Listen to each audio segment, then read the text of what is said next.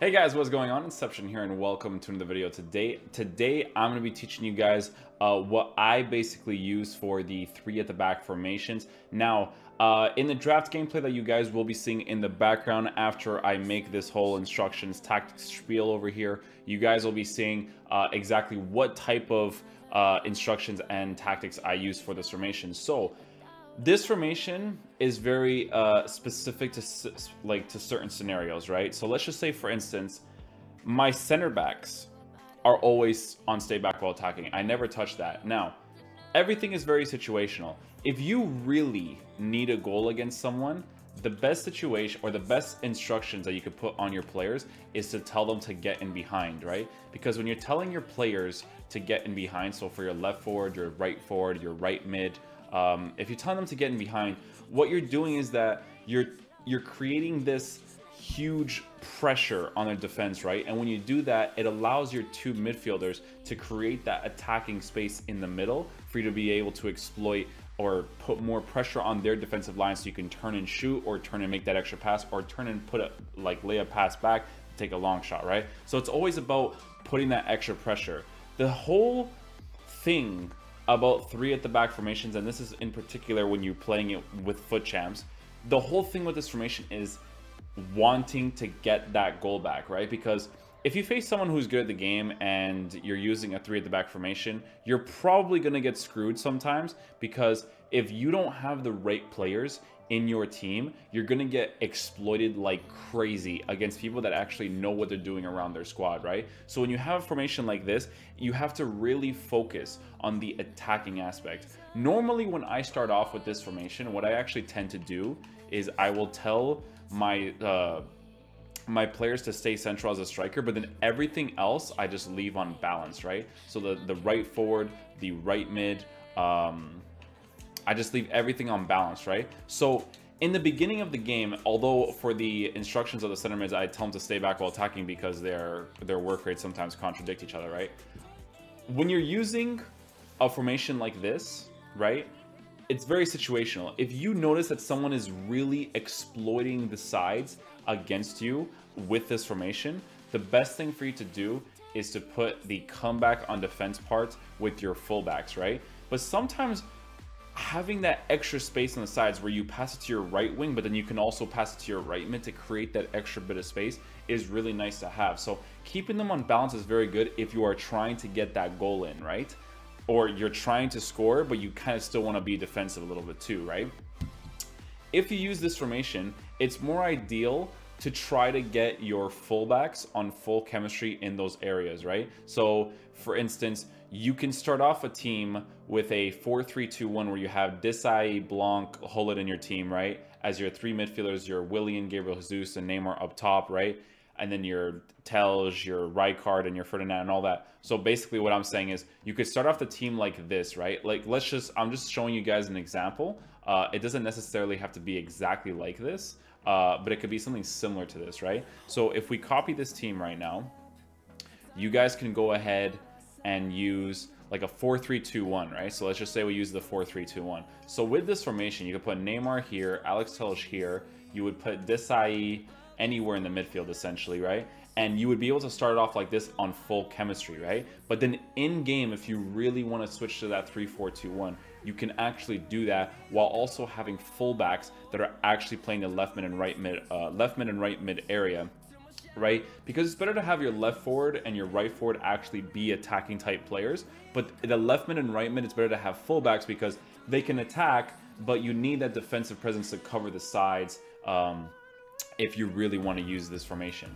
The custom tactics that I'm using right now are these ones. These are the normal ones that I normally use. I've been using Boris's custom tactics because someone in my chat suggested for me to use it, and it's a very aggressive type of attacking style of play with the formation. So I can't remember exactly what it was. I believe it was 50 50. The passing was on, I believe it was 60. The shooting was on 60. Oh no, or was it this? Was it the other way around? I think it might have been. It was like 60 and 65 or 65 and 60. The crossing was set to 45 on freeform with 60 pressure, 65 aggression, and I believe it was 45 team width. So These tactics work out really nicely with any of the formations, whatever the instructions you put. Because the instructions you put are really down to the player that you're facing off against. So if you notice that they're playing a particular way where you want to exploit a certain area on the pitch, switching to this 3-5-2 will give you all the attacking options that you need, right? When you switch to 3-5-2, you have all the attacking options you need where you can push out to the sides. If you don't need to push out to the sides, you can still switch to the 3-5-2, and you will still have those fullbacks playing on the sides, and you'll have your two strikers playing in their regular roles, right? So you have the 3-5-2 where you have those where you can create those opportunities between your CDMs and your cam, and then you can lay it off to the sides to your left mids and right mids, and then bring it up to your strikers. Or you can switch it out to the wide formation as well, where it's the 3-5-2, where you have the left forward, right mid, left mid. So very, very situational with who you're playing against. These formations I would highly recommend you using if you really need a goal back, right? You have to be super aggressive against people. And if you really need to be aggressive and you really need that goal, it's better to increase your passing and increase your speed in passing here as well. So that way, and your pressure and aggression, because you need the ball back really quickly and you need to be able to score those extra goals in those scenarios. So that's usually what I do for the three at the back. I play the game, I wait and see exactly how my opponent plays, and if I notice that he's playing in a particular way, then I will try to use the certain instructions to counter what he's doing. Normally when I use this formation from the start, it's usually in drafts. I don't really use this formation in regular play. Again, I only really choose this formation when I really want to go attacking. So those are the custom tactics and instructions that I use for this formation. Let's get on with the video. What's your views on Prime Puyol and Azpilicueta Christmas card? Great work. Thank you, man. I appreciate that. Let me check out Foothead right now for you. We're going to go check out Puyol's Prime card, and we're going to see what makes the card good or bad. So right off the bat, Puyol has 70 pace, and a big problem with his card, if you're going to get his Prime version, is that moving left and right with him isn't going to feel that great, because he's 5'10 height with 69 acceleration and 70 sprint speed, while also being 54 agility and 55 balance, and I feel like that presents a huge problem to whether or not his center back will be good or bad. I've actually used him in a draft when the gameplay was a little bit decent, and he did feel a little bit off in the moving the left to right kind of situation, because his acceleration is too low, right? If your center backs have like 74 acceleration-ish, and your balance and your agility is minimum at least like 62, 63 for both of them, they tend to move left and right a little bit more smoothly. But with Carlos Puyol, you definitely notice that he moves a little bit more stiff when he's going left to right. But in terms of Christmas Azpilicueta's card, I want to check out his card right now and see what's good and bad about this card. So medium work rate is quite nice. 79 acceleration with 81 sprint speed is very nice. 76 agility with 73 bounce, very nice.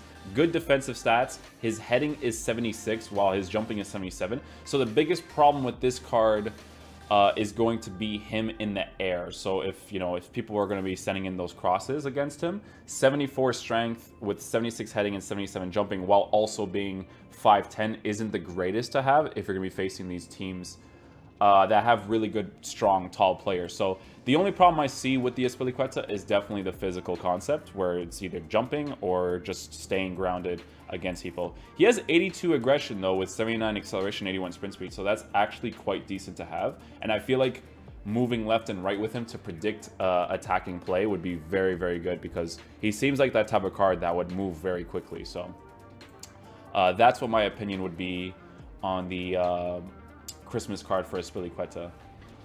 Thank you for replying to me in regards to Desai and Mateus switch, but I think you got my question wrong. So my question was, what do you think of CDM Desai and center back Mateus being switched in game? I didn't get the question wrong. You worded it like really differently in that. I actually remember that question. You asked who was better between a Mateus and a Desai, and I didn't know what you were talking about. So sorry. Continuing, so my question was, what do you think of CDM Desai and center back Mateus being switched in game? So Desai plays center back and Mateus playing midfield. You definitely didn't word it anything like that in the last question. So now you are. This one is a better question to understand now. I want to know if Mateus is good as a center mid with low strength and dribbling stats. Thank you for your insight. Let me check Mateus's card. So you want to use the center back card as a center mid. So 82 pace, 82. Okay, so he has good all-round stats. He has 71 agility with 71 balance while being 5'9". Yeah, his card is quite decent, actually. He has good defensive stats. His attacking presence is decent. Now, when you get the card, the two things you'll notice is the poor finishing and the agility and balance. So the agility and balance you won't notice too much with the center back Mateus card because 71 agility and 71 balance isn't terrible with a player who's 5'9". It would be worse for a player playing in a midfield role if he was like 6 foot, at least around the 6 foot area. Yeah, it's definitely worth a try though because he's 680k. I'm assuming he's that price because people definitely use him as a center mid in their team. And like I said in the last podcast, it would make more sense to put this Desai CDM card as a center back because he literally has the stats of a center back. Having 59 agility and 56 balance while being 6'1" with poor dribbling it just doesn't make sense to have as a CDM. So as a center back, he has potential to be very good, but the balance and the agility could be annoying, but he kind of makes up for it a little bit in the acceleration and the sprint speed department because his acceleration is 82 and 83. So I would definitely give it a try to see how it would play in game. I wouldn't recommend using Mateus as a CDM. I would definitely use him as a center mid because, you know, I don't think you'd want to have him as a CDM for, say, 5'9" height, high work rates. You know, I don't know. It depends on what type of player you are. If you want to be more aggressive, then you would put him as a CDM. If you want to be more conservative and you want to have a CDM there at all times, you want to get someone that has like medium or medium-high work rates in that area for sure. So that's what I would say to that. I noticed no difference with Hunter, Shadow, or any other chemistry style. Give me 1 second here. Okay, just checking to make sure. Or any other chemistry styles in any FIFA. I have Dybala and 88 rated Immobile, and with Hunter on both, there's no way in game they feel over 96 acceleration. They don't feel over 96 acceleration. I do think that EA needs to be more transparent with the chemistry style upgrades that they give to people, because I definitely don't think it's upgraded by what they say it is. So like if you give, let's just say your Immobile that you have is the one who is 88 rated. So I'll just go to his stats, his card right now. His 88 has 81 acceleration and 90 sprint speed. He will still feel like that 81 acceleration even if you give him a Hunter card, which gives him 96 acceleration and 99 sprint speed. See, I just don't think it does it by that much, because the thing about Immobile is that if you use him in game, he will still feel like his acceleration is low. I do think it makes a difference. I don't think it doesn't make a difference. I just 100% believe that it's not upgraded by this much like websites like Foothead or Footbin or Footwiz use, because they get the stats that quote-unquote EA have confirmed, but an Immobile will never feel like he's 96 acceleration if you give him a 100 card. I feel like that is a straight fact, because most of the time when you use these players, I remember using like Loic Remy like a year or two ago, and his dribbling was quite poor. So I would give him a chemistry style on his dribbling, and his dribbling wasn't touched at all, because in game he just didn't feel any better, right? So I don't think it's upgraded by that much. I do think it does something, not by that much though. Do you think 90 Hullet is worth it?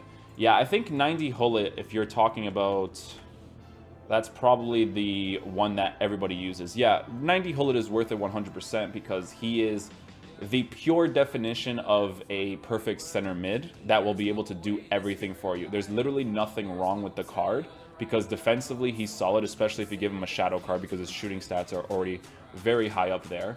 His physical stats are beautiful. He's just a beautiful card. High medium work rates. You can use him as a CDM with like a Patrick Vieira in there, or a Laurent Blanc, or even a Conte, and there will be a very good balance there because Hullet has the pace to come back on defense. He has the attacking presence with the 5-star weak foot, 4-star skill moves. Really good on the ball because he's 6'3" with 87 acceleration, 89 sprint speed, 82 agility, and 82 balance, which is amazing to have. He's just the perfect player. So he's 100% worth it. Doesn't matter if he was 3 million coins, 4 million coins. He's the perfect definition of a midfielder that you need in your team for sure. How to defend against narrow formations? The best way to defend against narrow formations is to also go narrow as well. So if you're playing a draft, for instance, right? And your draft is not a narrow base formation, what you'd want to do is you would want to put your defensive tactics so that the team width is lower, so that everything revolves around the middle. But then you would also need your left mids and your right mids to come back in defense, so that way they would block the fullback area. Because what you do is when you put the team width lower, your fullbacks tend to push in the middle more often than not. So when you do that, it's better to tell, if you're using a wide formation, because obviously you will be if you don't have a narrow formation, you would tell your wide formation to come back in defense with the left mids and right mids, or left wings and right wings, so they can block that outside part of the defense. But if you do have a narrow formation, or you can switch in game, the best way to counter a narrow formation is by also using a narrow formation. So if someone is using 4-1-2 and 2 against you, you should also use 4-1-2 and 2 against them, so that you can counter the formation nicely. Because if you use a 4-2-3-1 bracket 2, you'll notice that the left mids and the right mids are just like wasted space, because you'll just have like all this space to work with in the middle, because you have two positions that are not being occupied to the best of its potential. Because a center mid will always stick to the middle unless they push out themselves, and if they push out themselves, it doesn't really make sense for you to stay with a 4-2-3-1. Although a lot of the times I do stick with the 4-2-3-1 bracket 2, because defensively it's such a good formation that even against a 4-1-2 and 2, sometimes it's still a more ideal formation to use, because it's nice to have the comeback in defense with the left mids and right mids. But it depends on the style that the opponent is playing. If you know that they're really trying to exploit the middle of your pitch, it would be best to switch formations. But if you know that they're still trying to push out wide with a narrow formation, it's nice to use a wide formation to counter against it. Inform Ginter or Socrates? Inform Ginter. I think Ginter has 3 different versions of his cards, so you're talking about the second Inform version. Ginter is not worth anything in this game because his acceleration is so low, as well as his agility and balance. So he's 6'2" with 63 agility and 55 balance, so that's quite low, especially since he has 59 acceleration. Like, that's awful, right? Whereas Socrates, who has a better version of the card, let's be real, has 71 acceleration, which still isn't that great, but still it's more acceptable for sure, with 84 sprint speed, so that makes up for quite a bit. His interceptions, or his defensive stats in general, are good. His physical stats in general are good. He's very good at jumping in the air while also being 6'1", because he has 87 jumping with 87 heading, so that's quite nice to have. And he's also 62 agility with 68 balance, which is a very good balance with the card. But you will notice sometimes with Socrates, he might turn as a tank sometimes, right? So obviously the only card that you should give the center back, because his physical stats are already very good, is better defensive stats, because defensive AI is incredibly overpowered in FIFA. So if you give him better acceleration, better defensive stats, he'll be a better card for sure. So I'd probably choose the Socrates 100% over an Inform Ginter. My team is Berkey, Alaba, Socrates, Umtiti, Veselico, Bakayoko, Deku, because I am a Porto fan, Tolisso, OTW, Martial, Jesus, and Mkhitaryan. Where do you think I can improve in a 4-2-3-1 most times? If you're using Deku because you're a Porto fan, you're already at a disadvantage there if you're talking about the competitive aspect. In terms of improving that squad, if you switch to a 4-2-3-1 and you rock a similar squad that I'm using right now, you can't really upgrade that squad that much unless you are buying upgraded versions of those cards, like you're getting an Informed Jesus. Mkhitaryan has an OTW card, but it feels no different to his regular card. The only reason why you would pick up an OTW card for Mkhitaryan is if you think he'll perform in real life, because Mkhitaryan is missing, I would say, 2 more Informs to really make him a good player. If he gets 2 more Informs, like his first, it won't be good enough, his second won't be good enough, but his third one will make the difference on the card for sure. But in terms of that squad, it's pretty generic, I would say. Except for your back 4, it's a little bit different in your back 4. You don't really see Veselico. Well, Veselico is used quite a bit, but Socrates and TT, you don't see that often.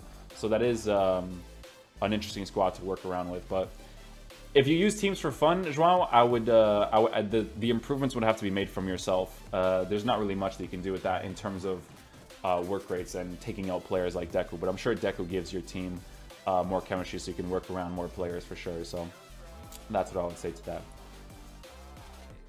Smalling or Aspilicueta? I love your videos from Maritias. Maritias? I don't know what that means. Smalling or Spilicueta, definitely. That's an interesting one because in previous installments of FIFA, Chris Smalling used to be like really, really good, like Eric Bailly levels essentially, right? But this year he's a good center back, but I'm not sure if he's better than Spilicueta because his jumping, he's taller than Spilicueta. This is actually a really good comparison. He's taller than Spilicueta, so he'll win more headers in the air because he's also 6'4". He's not 5'10 or 5'11 like Spilicueta is. So, you know, he will win the ball a lot of the times in the air, but on the floor, Spilicueta will 100% move quicker than Chris Smalling because Chris Smalling has 69 acceleration with 60 agility and 48 balance. That's really bad to have for someone who is 6'4 in height. So maybe this year I would probably choose Spilicueta over Chris Smalling because I feel like people do cross, but they don't cross that often. So I would probably want to have someone who is better on the floor and can move left and right better in someone like Spilicueta for sure. That's what I would say to that. Evening Inception, hope all is well. Love your new longer vids. Keep up the good work. Thank you, dude. I appreciate that. I have recently gave up on foot champs and bought a whole Napoli team, my favorite, with their informs. It seems to me that the team plays better rather than having a hybrid. Have you tried a full team before and noticed a difference? Many thanks. No, I think for the last 2 to 3 years of FIFA, I haven't really used full team squads. I think I used to do that more back in FIFA 13, 14, and 15. I don't even think I did that either. So it's been more than 4 or 5 years since I've created like a full squad of the same team against other people in Ultimate Team. I feel like it's actually really fun to do that. It's a weird concept because when people do that, it's weird because you could just play head-to-head, but you don't get the chemistry style boost. So you definitely notice the boost a little bit, right? Not that much, but you do notice it a little bit. And I just feel like it's a little bit fun to just use this team that you really like or just the one squad, whether you're using Real Madrid, Barcelona, because each team is not full meta, right? So if you're using Real Madrid, a player like Casemiro won't be fast enough. A player like Toni Kroos won't be fast enough. Benzema is not that crazy, but like if you put them in an actual squad and you're having fun with them in Ultimate Team, I feel like you could definitely have a lot of fun with that for sure.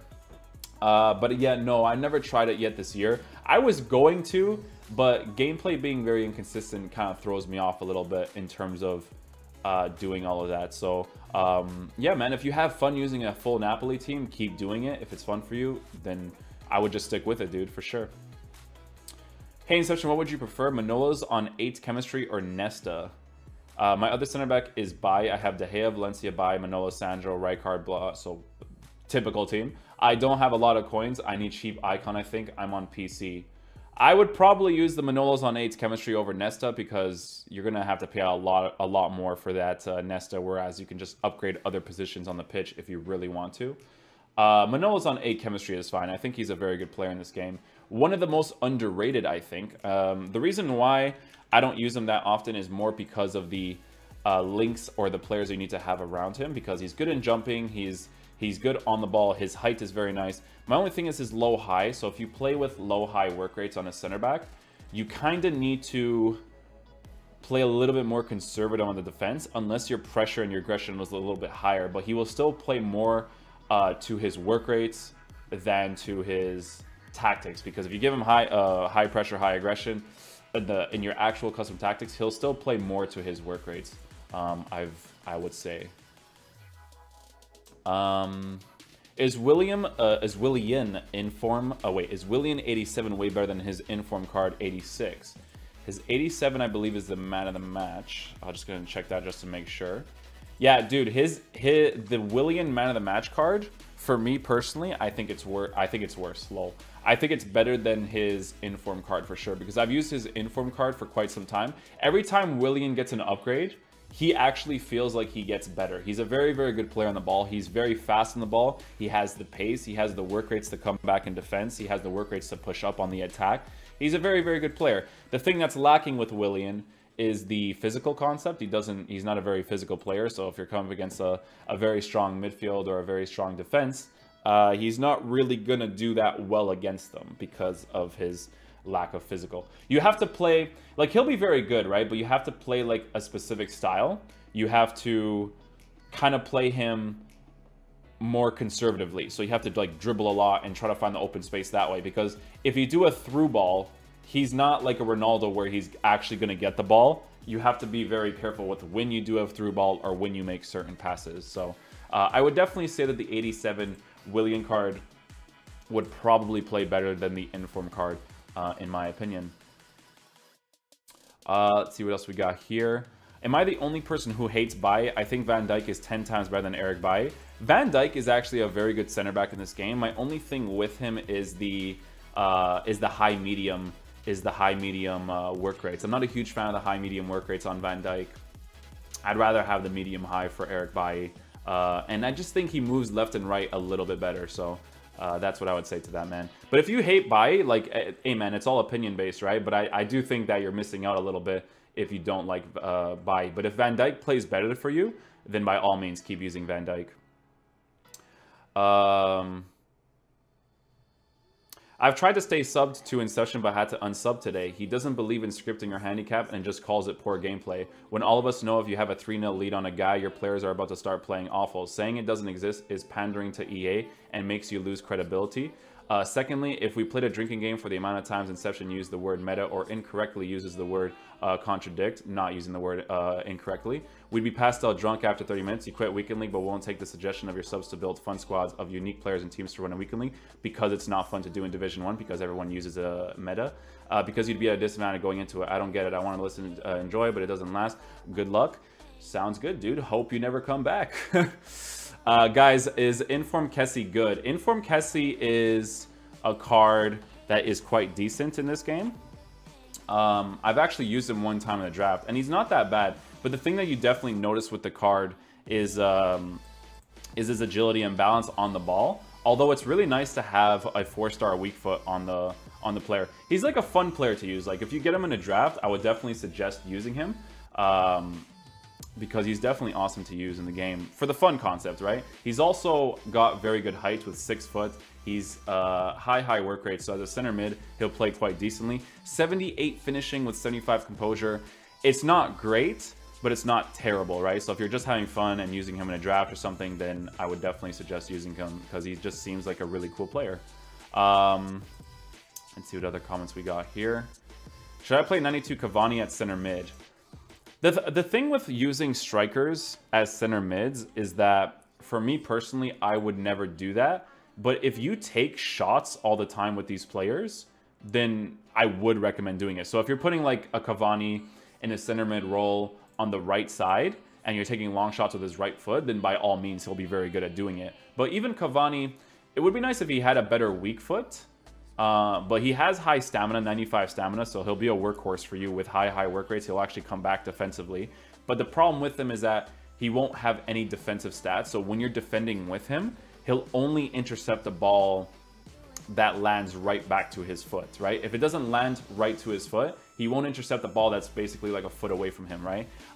Which can definitely be a problem in your center mid area. He won't make the AI standing tackles or sliding tackles that often either, which is a huge problem in the midfield because I feel like in FIFA nowadays, you defend more with your midfielders than you actually do with your defenders. So if you're going to be doing any of that, I would definitely suggest getting a player that actually has defensive stats in the center mid role. But if you just want to have fun and you do a lot of shooting and a little bit of passing, because 54 long passing is quite awful, to be honest, as a center mid, because there's going to be a lot of times where he has to do a long pass. I wouldn't suggest doing it, but if you have fun doing it, by all means, keep doing it, man.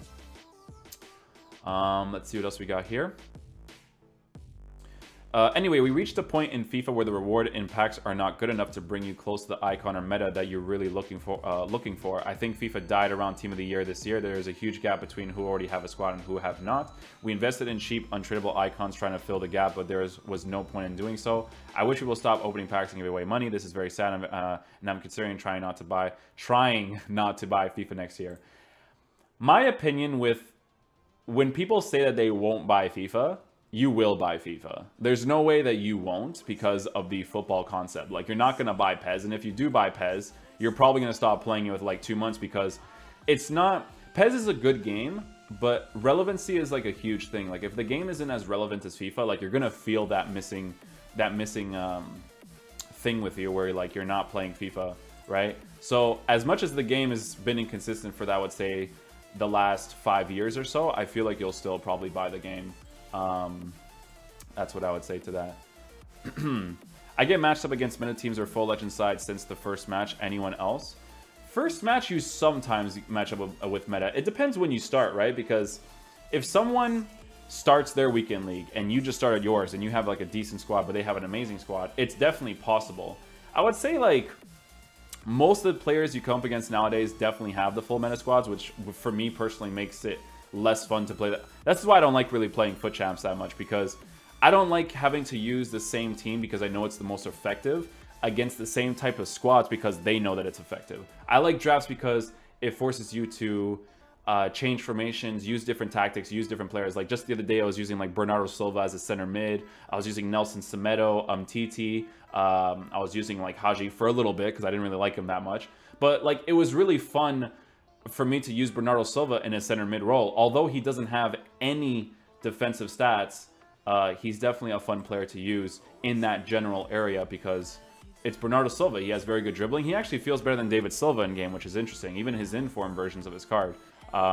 So, you know, that's what I feel like FIFA is all about, is to try out different players. That's why I want the World Cup mode to come out soon, because if they create the World Cup mode similar to FIFA 15, but they don't... if they do it similar to FIFA 14 where they do the World Cup mode, even if it's the exact same way where it's just there's no transfer market, so you can't buy the players, you just get the players in packs, it benefits the person playing the game, even if they lose or win. Obviously, if you win in any game that you play, you get the stuff faster. But if you lose, you still have this this concept in the game where you lose, you make 600 coins or whatever coins you make from each game, and you save up those coins even if you lose your matches, because you get rewarded for playing the game. Like, you get rewarded for playing the game in regular mode, but getting 500 modes for the regular mode is irrelevant because you're not going to spend those coins on gold packs because the gold packs suck. But if you spend those money on a gold pack that is a World Cup pack, it carries more value because there's more of a collecting concept. You actually get players, like if you get Chris Smalling in a World Cup pack, that's actually a really good pull because it is a somewhat usable player in your team. Whereas if you get a Chris Smalling in regular Ultimate Team, he's worth like 2K and no one is going to use that Chris Smalling. Especially if they do something where they don't put legends in the World Cup game mode. For me personally, that would be amazing. I would love that. I really don't want to see icons in that game mode if they add it, because I actually want to have fun with players who are actually in the World Cup. I don't want to see history World Cup icon players. I don't want to see any of that. I just want to play with the players who are in the World Cup, the official 23-man squad from each of the national teams being added into the game. Make it the exact same way of FIFA 14. If you want, improve it a little bit, because there's definitely areas that can be improved, and I feel like that would be awesome. What do you think of Antonio Footmas as a midfielder? Okay, so let me go check out his card right now. Again, I know for a straight fact he's not going to have any defensive stats, but I'm pretty sure that Antonio has high work rates, if I remember correctly. Yeah, and he's 4-star, 4-star. So again, he's going to be a very good player to have in a team, but he won't do anything for you defensively. But attacking-wise, he definitely will. Is it worth using him as a midfielder? Only if you tell him to get forward and get in the box and stuff, right? Because his long shots aren't even that good. His long shots are 77 with 82 shot power. Although his acceleration and sprint speed is nice, his agility and balance on the ball is nice, he looks like he's a solid player to use for sure. Even as a striker, he looks like he would be a solid player. Maybe not so much, actually, because I just saw that he has 75 composure with 80 finishing, which isn't very nice to have at all. So yeah, again, same situation as kind of like Cavani, where I personally wouldn't use him as a center mid because of the lack of defensive stats. Like it would be nice to have them at least in the 60s for the defensive stats, right, or the 70s, right? So they do it sometimes at least. But when you put a striker or an attacking player, or even some midfielders that have no defensive stats in the midfield, you're putting yourself at a disadvantage because they don't really block or do anything for you defensively. But it's like some of the players are not even worth it in the attacking aspect. Like if you look at Ozil's card, right? Ozil should be like one of those players that should be like really fun to use, but I mean, they gave his inform version a right forward card with 72 pace and 76 shooting. I didn't know he actually had a 4-star weak foot, so that's actually very interesting. Or no, he doesn't have a 4-star weak foot. He has 4-star skill move, sorry.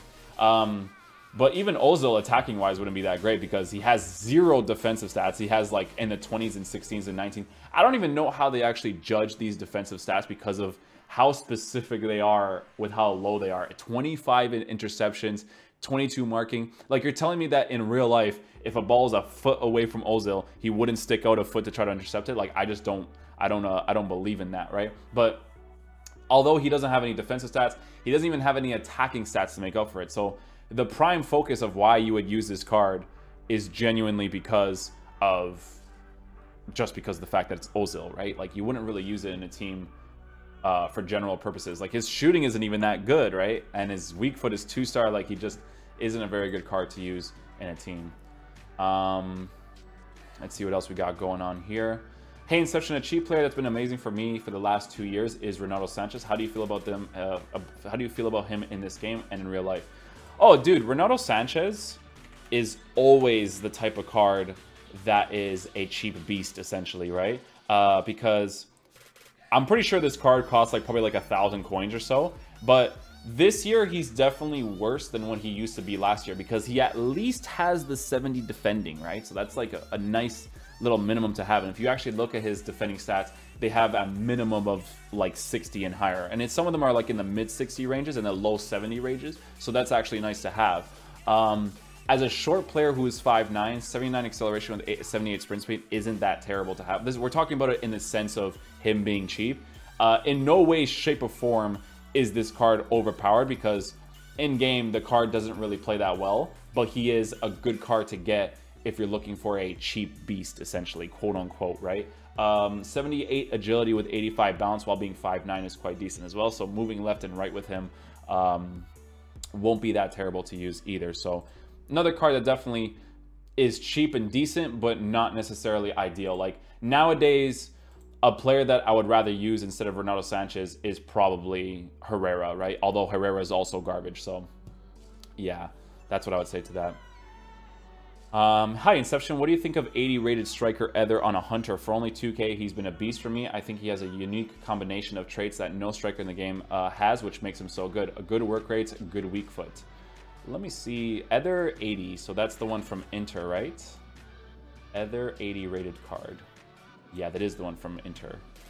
85 pace with 86 acceleration and 84 sprint speed, so that's already very nice. 81 balance with 80, or 81 agility with 80 balance while being 5'10", very decent as well. 78 composure with 81 finishing and 80 shot power. Yeah, he's definitely another cheap beast for sure, man. If you give him Hunter, I think he would definitely be even better. His dribbling isn't terrible because his ball control is 85, his dribbling is 83. So yeah, he's a decent card to use as a striker. If they were to make a card for him for fun, he would be quite nice. He might have actual really good traits like finisher or something that would make him a card that would make sense to be a little bit better, because Ether's like that type of guy that you actually use in the beginning as your first players, right, essentially in your squad, because he's like a cheap beast, but he also has stats that for the price that you're paying for, he's offering you quite a lot for it. It would be nice if he had the skill moves though, but the card definitely does look quite decent for the price that you're paying for it, for sure. Let's see what else we got going on here. Hi, I love this podcast format. It is very helpful. I have one question and one suggestion to make. Question is, what do you use to log all PS4 movements you do while playing a game? Log all PS4 movements I do while playing a game? I'm not sure what you mean by that. If you're talking about like when I make videos for YouTube, I don't log anything. I just look at the videos and then I just put it in the background. You know what I'm saying? That's pretty much all I'd really do. My suggestion is, when you read a comment, can you please say the name of the person who sent the comment? That would be very good. You make a good point, Alberto. You make a very good point. I should start doing that. Yeah, I should definitely start reading out the names, because then people know exactly who I'm talking to. Yeah, that actually does make sense. I'll definitely look into doing that more. I'm actually going to start doing that because that actually makes sense, and I don't know why I didn't do that before. So Chelsea443 says, hey Inception, really enjoy your videos. In a 2-striker formation, do you recommend that both strikers have the same work rates? And what are the best work rates for strikers? Thanks for your help and keep up the great work. Thank you, man. You're using 2 strikers, so you're asking if the same work rates will work out. It depends, man. Like sometimes using different work rates on strikers makes your team a little bit more unpredictable. But if you have 2 players that are high-low work rates, it's a little bit more predictable, but sometimes it works out in your favor. So like let's just say, for instance, you're using like a prime Ronaldinho and a Ronaldo card as your strikers. Both of them have high-low work rates. If you tell them to get in behind and press the back line, they will do those instructions more often. And it'll be very noticeable that they will actually press the back line and get in behind more often than not, right? And they'll both do it. But sometimes this concept of unpredictability is nice too. Like if you tell one of your strikers to drift wide or something, so that you know your team play isn't solely based off of the middle. Sometimes having players that are high medium and high low, or medium kind of throws the player off a little bit, right? So sometimes when you're using a striker that's medium, but you don't put those specific instructions on him, he'll actually play to his work rates more. So he won't play as aggressive pushing towards the defenders as someone like Ronaldo or Ronaldinho will with their high-low work rates, but they'll still kind of cause this little thing on the pitch where it's a little bit more unpredictable. So, but the best work rates that you would probably want to use for your strikers is high-low work rates, medium work rates, medium-low work rates, and high-medium work rates. That's what I'll say. I've seen some people try to use medium-high work rates on their players, and it doesn't really work out that well, in my opinion. So I would definitely say to probably have high-medium or high-low. Those guys are probably going to do the best for the instructions that you want them to do. High-low work-rated players are a little bit weird, though, when you tell them to be a false 9 type striker. They don't really play the false 9 that well. They're still very aggressive pushing forward. So when you have that instruction set to the player, it's better to have someone who is high medium in their work rates. Really look forward to these. Keep them long. Hate having to find another vid after every 5 minutes. If possible, do a double upload on the weekends when we get more time to listen. I think the way that the format of which we do the YouTube channel right now, where it's like just an upload a day, I think is a little bit better. Because I think 2 uploads of 1 hour videos is a little bit too much, but I think 1 hour or 1 hour every day has a little bit more balance to it. So I feel like we're just going to stick to the 1 videos every day. Play friendlies to get footage. I don't need to play friendlies to get footage. It's very easy to get footage for FIFA, because honestly, if you play 1 draft and you play 4 games of that 1 draft and you have the squad builder part in that as well, it's very easy to get that in a span of 1 hour. Like, because you can just fast forward the builder part, or you could just skip the parts of when there's, I would say, like stuff that's not happening that often in games. Like if there's a boring period in the games, I could just cut that, and then, you know, because the format of the videos is more of a podcast. So that's what I would say. Thanks for answering my question on Prime Blanc. This is Daniel De Leon. Thanks for answering my question on Prime Blanc as CDM. Man, honestly, your channel should blow up. You kill all the other two. Oh, I've already read this comment before. Thank you for that, though, dude. I do appreciate that. What is the best way to shrink the gap between defenders and mids in a 4-1-2-2 narrow? Always have a big gap the opponents take advantage of. The best way to narrow the gap between defenders and a midfield is 100% to make your pressure and your aggression higher with defenders, while also telling your midfielders to stay back while attacking and stay on the edge of the box, while also having passing custom tactics that aren't that high up, and they're crossing, and the crossing tactics to be at the 55 or 60s, so that the players don't make, or your center mids don't make crazy runs into the box that often, so that when someone is trying to go a counterattack against you, you will at least have some center mids in those positions. But work rates also plays its part as well in terms of what the players will do on the pitch. So we're going to go ahead and move to our Twitch chat. So if the Twitch chat has any questions to ask, I'll be definitely reading those ones as well. Is Sheva 91 good for the weekend league? So we're going to actually check out Shevchenko's card stats. So I actually used, and I think that's the prime version of his card, I've actually used Shevchenko in this game, the prime version. I got his loan card, and I think that he's not a very good player whatsoever. He doesn't really offer anything on the pitch. His stats would suggest that he would be a decent player, but I think for me, the lack of the skill moves is what bothers me, right? I even tried using him as a right mid or left mid, but he just didn't feel good in those areas. I feel like if you were to get a Shevchenko card in your team, you would have to give him engine to increase his pace, his dribbling, and his passing, because his passing can be off at times as well. If you give him a dribbling boost, you'll be boosting up his balance and agility by a little bit. Not as much as these websites claim for it to be, but it would definitely be upgraded in a sense where he would be a little bit more usable. The 6-foot height is nice. The high work rates is nice to use on the sides, but there was just something about the card that it just wasn't working for me. I just didn't like the way he moved around the pitch. I think someone like a Heung-min Son in form, a first in form, or even a second in form would definitely play better than a regular, than a prime Shevchenko card. I don't think the card plays that well in game at all. Let's see what else we got going on here. Stats mean nothing. I have Larson and Hernandez as strikers, and when it's mostly bad gameplays, they can't shoot for shit. That happens sometimes, but I feel like when you get the good players, like we're gonna talk more about the Ronaldinhos, the Ronaldos, the Patrick Vieiras, and the Hullets. Even when the gameplay is really bad, the height and physical concept that those players have will always make the difference for you for sure. How should I use Pogba? I really want to like him in game, but he is awful for me. Slow, turns like a truck, dribbling feels like in 70s, only his height and strength. Herrera is better for me, and Vidal is on a whole new level in comparison to him. Again, the reason why I always mention this to people as to why Pogba is not a good player in this game, in my opinion, is that even if you go to his inform card, his highest inform, which is 1,000,000 coins, is the only type of player that has potential to be very good, because they improve the defensive stats a little bit, not even that much, which is a huge problem for me. But the best way to utilize Paul Pogba, honestly, I'm not really sure, man, because his balance is so noticeable in game while also being 6'3" height, and his acceleration is 74 with 79 sprint speed, so really annoying to use for a player that should play better in game. Although his inform I have used in drafts does feel better than his rare golds, but to better use him in your squad would be tough to say, man. Let's see what else we got here. What do you think about inform Bonaventura?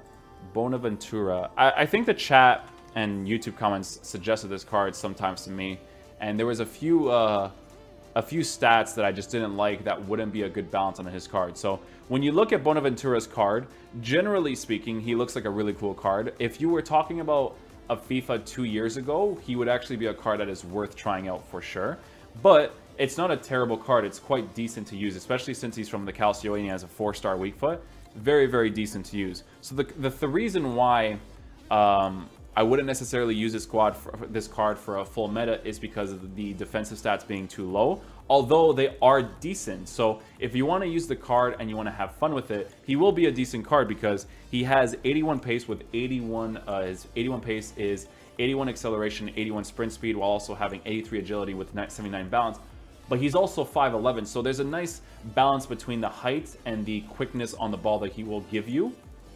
His passing stats are quite nice because he has 87 passing, which is 89 short passing and 84 long passing. His finishing is 76, which is low, but his composure is 84. So if you give him a hunter card, it'll boost his finishing by a little bit, but there will be still a lot of times where you'll notice his finishing to be poor because, again, I don't think, again, if we add like a hunter card to him, for instance, right?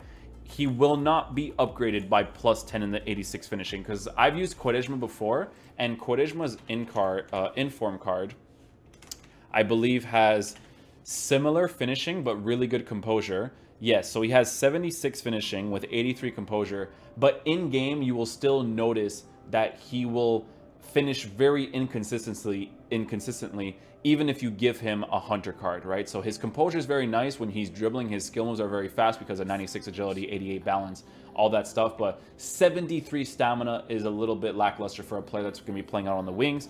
And 76 finishing will still be noticeable regardless or not if you give him a hunter card or you give him any card that improves the finishing. It won't be improved by that much, but I definitely still think it adds to something to the card for sure.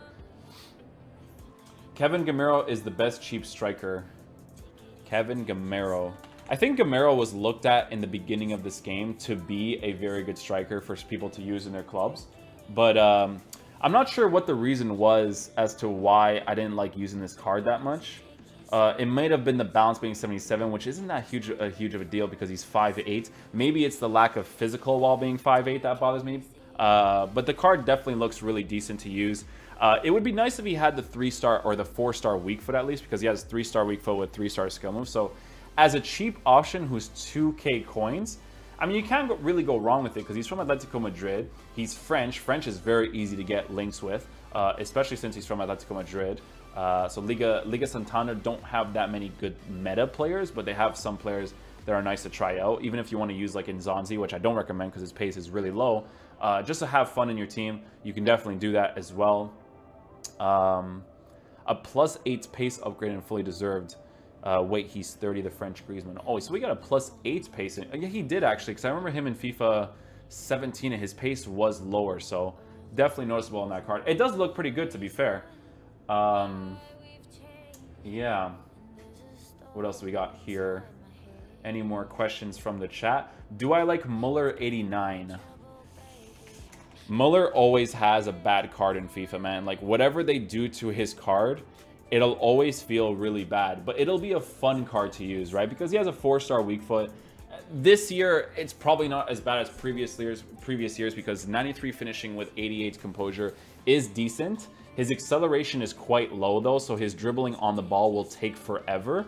But he has 93 finishing with 99 positioning, because let's be real, he's probably one of the best poachers in the world, with 88 composure, good long shot power with a 4-star weak foot, high work rates. So I would say there's potential with this card to be a decent right mid or left mid, because it is a right wing card. He's 216k, which is maybe a little bit too steep for the price for what you're getting, but I mean, it's Muller, right, from Bayern Munich, so it would still be fun to use him. He has decent physical traits, but his physical traits comes more from his jumping and his stamina, or his heading, his in the air presence, right, more than his on the floor, because 71 strength is decent. It's not that great, but it's decent because he's 6'1" and he's a big guy in game, so it'll still be very nice to have. But 86 jumping with 87 heading is actually quite nice to have for Muller. So they give his stats, they gave him some pretty decent stats, but not necessarily recommended because his pace is just too low, and his dribbling will be a little bit too slow on the ball. But he definitely looks like the type of player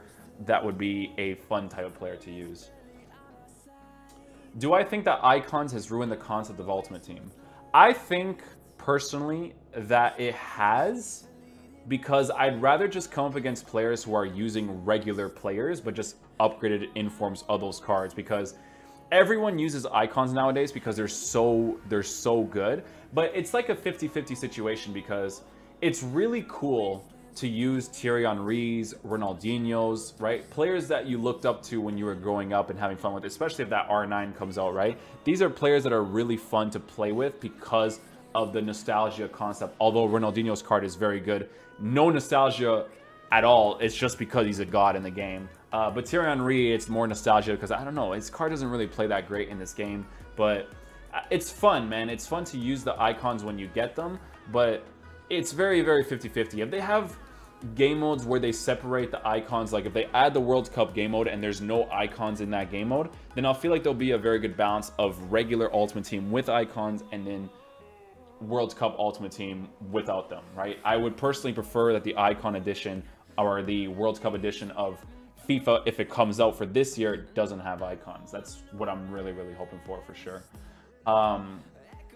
What type of players would you use in a 4-1-2 and 2 bracket 2?